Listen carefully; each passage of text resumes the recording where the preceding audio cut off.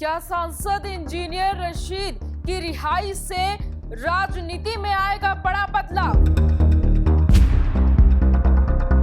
आतंकवादी गतिविधियों में लिप्त होने जैसे गंभीर आरोपों के बावजूद बेल मिलना क्या है इसके पीछे की असल वजह?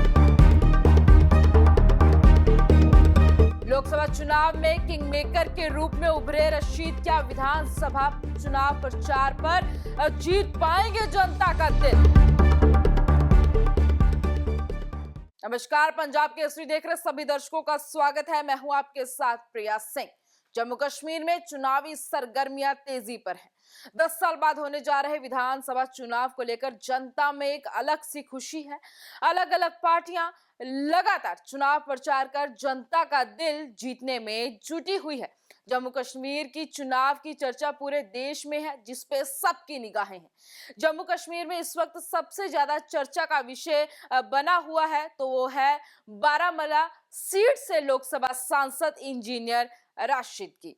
सांसद इंजीनियर राशिद को मंगलवार को टेरर फंडिंग केस में जो है बड़ी राहत मिली। दिल्ली के पटियाला हाउस कोर्ट ने राशिद को 2 अक्टूबर तक के लिए अंतरिम जमानत दे दी है। राशिद को ये जमानत जम्मू कश्मीर विधानसभा चुनाव के मद्देनजर मिली है। इस दौरान वह विधानसभा चुनाव का प्रचार करेंगे। अब ये सवाल ये आ रहा है कि क्या रशीद की रिहाई से राजनीति में बड़ा बदलाव आ सकता है? बात करते हैं अगर लोकसभा चुनाव की, तो लोकसभा चुनाव में जो है जहां पर इंजीनियर राशिद ने बारामूला सीट से जीत हासिल की थी, करीब 2 लाख वोट से जीते थे। राशिद खुद तो जेल में थे, लेकिन जेल के बाहर उनके लिए 23 साल के बड़े बेटे और 21 साल के छोटे बेटे ने प्रचार किया।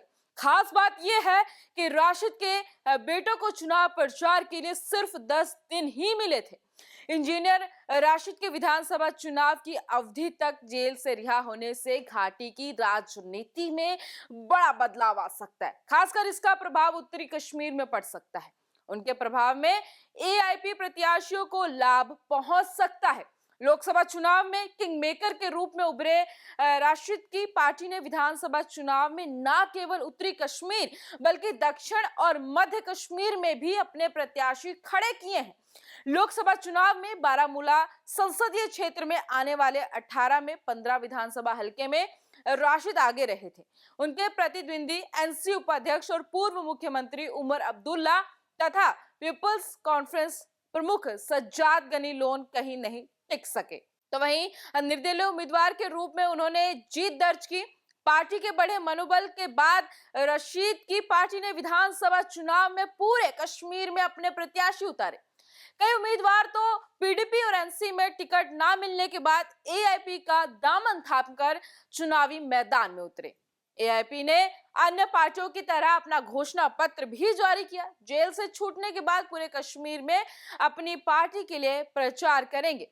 वहीं आम कश्मीरियों के हक की बात कर वह अपने पक्ष में लोगों को करने में सफल हो सकते हैं। इससे उत्तरी कश्मीर के साथ ही कुछ अन्य सीटों पर असर पड़ सकता है, तो वहीं उल्टा परिणाम भी आ सकता है। सिंपैथी वोट शायद मिल पाए। हालांकि राजनीतिक विशेषज्ञों का मानना है कि राशिद के जेल से छूटने का उल्टा परिणाम भी सामने आ सकता है। लोकसभा चुनाव के दौरान जो लहर उसके पक्ष में थी वो कमजोर पड़ सकती है। लोकसभा चुनाव में उसे सिंपैथी वोट मिले थे और जो इस चुनाव में शायद रह पाएगा, क्योंकि राशिद के भाई ने नौकरी छोड़कर सियासत में कदम रखा। तो जम्मू कश्मीर में सियासत दिन ब दिन गर्माती जा रही है। कुछ ही दिन बचे हैं चुनाव में। 3 चरण में चुनाव होने जा रहे हैं।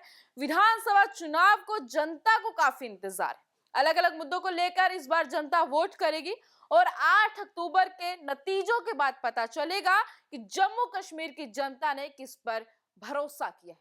अभी के लिए बस इतना ही। मुझे दीजिए इजाजत, तब तक जुड़े रहे पंजाब केसरी के साथ।